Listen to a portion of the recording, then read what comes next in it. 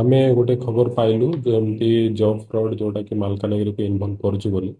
ତ ସେଇଥିପାଇଁ କି ଏସ୍ ପି ସାର୍ଙ୍କ ଇନଫର୍ମେସନ୍ ଅନୁସାରେ ଆମେ ପ୍ରୋଆକ୍ଟିଭଲି ତାକୁ ପ୍ରଥମେ ଆମେ ହ୍ୟାଣ୍ଡେଲରେ ଫେସବୁକ୍ ହ୍ୟାଣ୍ଡେଲରେ ଆମର ଯେଉଁ ଏସ୍ ପି ମାଲକାନଗିରିଙ୍କର ଅଛି ସେଠି ଆମେ ଛାଡ଼ିଥିଲୁ ଯେ ଏମିତି ଜବ୍ ଫ୍ରଡ୍ ହେଉଛି। ଯେଉଁ ଆଡ଼ଭର୍ଟାଇଜମେଣ୍ଟ ବେସିସ୍ରେ ଫ୍ରଡ୍ ପାଇଁ ଯେଉଁ ଆଲର୍ଟ କରିଥିଲୁ ଆମେ, ତ ସେଇଟା କଲା ପରେ ତାପରେ ଆମେ ଦେଖିଲୁ ଖୋଜିବାକୁ ବାହାରିଲୁ ଯେ କିଏ ଏମିତି ଜବ୍ ଫ୍ରଡ୍ର ଶିକାର ହେଇଛନ୍ତି ବୋଲି। ତ ସେମିତି ଯେତେବେଳେ ନ ପାଇଲୁ ଆମେ ସଡନଲି ଆମ ପୋଲିସ ଥ୍ରୋରେ ହିଁ ଏଫଆଇଆର୍ ରୁଜୁ କରିଥିଲୁ, ଯୋଉଟା 4 ଅଗଷ୍ଟରେ ଆମେ ନିଜେ ସହମତ ଏଫଆଇଆର୍ ରୁଜୁ କରିଥିଲୁ।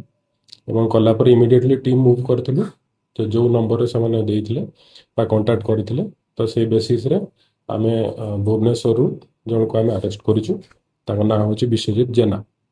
ତ ଏବେ ସେ ଆଜି ଫରୱାର୍ଡ ହେଇଯିବେ ଏବଂ ଏଇ ବେସିସ୍ରେ ଇନଭେଷ୍ଟିଗେସନ୍ ଚାଲୁ ଅଛି। ତାଙ୍କ ସହିତ 3ଟା ମୋବାଇଲ ସିଜ୍ ହେଇଛି ଏବଂ କିଛି ଆକାଉଣ୍ଟସ୍ ବି ଡିସକ୍ଲୋଜ୍ କରାହେଇଛି ବା ଦେଖାହେଇଛି। ଧୀରେ ଧୀରେ ଆମେ ତାକୁ ବି ଫ୍ରିଜ୍ କରିବୁ ଏବଂ ପରବର୍ତ୍ତୀ କେତେ ଷ୍ଟେପ୍ ଟଙ୍କା ପାଇବାର ହେଇଥିବ ଯେ ଠକେଇଥିବ କେତେ ଲୋକ ଜଣାପଡୁଛି? ଠକେଇ ଏବେ ଇନଭେଷ୍ଟିଗେସନ୍ ଚାଲିଛି। ପ୍ରିଲିମିନାରଲି ଆମେ ଯାହା ଦେଖୁଛୁ ଏବେ ବହୁତ ସାରା ଆକାଉଣ୍ଟ ବି ଇନଭଲ୍ଭ ଅଛି। ପୁରା ଡିଟେଲ ଆମେ ଇନଭେଷ୍ଟିଗେସନରେ ଫାଇଣ୍ଡ ଆଉଟ୍ କରିବୁ କେତେ ଟଙ୍କା ଆକ୍ଚୁଆଲିରେ ହେଇଛି ଏବଂ କୋଉ କୋଉ ମାନେ ଠକେଇର ଶିକାର ହେଇଛି। ପଇସା ରହୁଥିଲେ କିଛି ସେଟା କାହାଠୁ କହିଲେ? ଆଶାୟୀ ଆଶାୟୀ ଚାକିରି ହଁ, ଆଶାୟୀ ଯୋଉମାନେ ଆଶାୟୀ ଅଛନ୍ତି ତାଙ୍କଠୁ ପଇସା ନବାର ବି ଆମେ ସେଟାକୁ ବି ଦେଖୁଛୁ ଇନଭେଷ୍ଟିଗେସନରେ ମୁଁ ବି। ସେ ଜଣେ ନା ଆଉ ସମ୍ପୃକ୍ତ ଅଛନ୍ତି ଗ୍ରୁପ ଟା?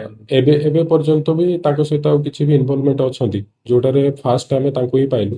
ବାକି ଆବସେଣ୍ଟ ଅଛନ୍ତି, ତାକୁ ବି ଆମେ ପରବର୍ତ୍ତୀ ଷ୍ଟେଜରେ ଧରିନୁ।